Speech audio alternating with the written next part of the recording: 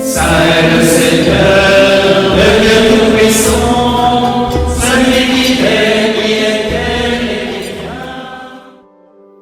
Paix et joie, frères et sœurs en Jésus-Christ, bienvenue dans votre rubrique Saint du jour, dispo sur notre chaîne YouTube et nos pages Facebook et Instagram. N'hésitez pas à vous abonner pour vous inspirer chaque jour. Aujourd'hui, inspirons-nous de la bienheureuse Marie-Thérèse de Soubirans. Née à Castelnaudary, elle désirait se faire carmélite, mais elle deviendra sœur, obéissante envers son père spirituel, qui avait en tête de fonder un béguinage à Castelnaudary. Elle va s'initier à ce genre de vie en Belgique. Elle n'y fera qu'un an. À son retour en France, elle voudra l'adapter, mais cela ne lui convient pas. Après avoir discerné, avec quelques compagnes, elle ébauche une première forme de vie religieuse.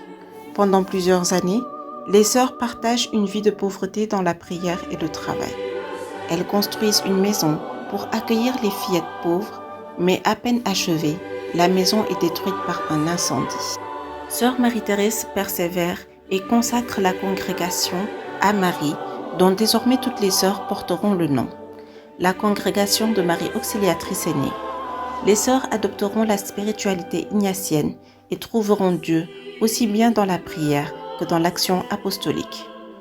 En 1869, entre dans la congrégation une prétendue veuve, Julie Richer, qui fait profession sous le nom de sœur Marie-François de Borgia. Intrigante, elle devient assistante générale, fait déconsidérer l'humble sœur Maïté, prend sa place et la chasse de la congrégation. Après quelque temps de désarroi, sœur Maïté entre dans la maison parisienne de Notre-Dame de la Charité. Elle y fait profession religieuse et y vit 15 ans, très effacée et même méprisée. Elle meurt de phtisie et personne ne la pleure. Quant à la soi-disant veuve Richer, elle gouverne la congrégation pendant 15 années, alors que son mari, toujours en vie, courait partout pour la retrouver. L'imposture ne prit fin qu'en 1890. Dévoilée, mère Marie-Françoise disparut sans laisser trace et mourut dans une grande solitude. Un jour, les sœurs de Marie Auxiliatrice passent au cimetière de Villepinte, au moment où le cercueil de Julie Richer était déposé dans une tombe. Sa tombe était voisine de celle de la sœur Maïté Soubirans. C'est ainsi qu'elles commencèrent à la vénérer. La bienheureuse sœur Marie-Thérèse de Soubirans n'eut d'attachement qu'à Dieu.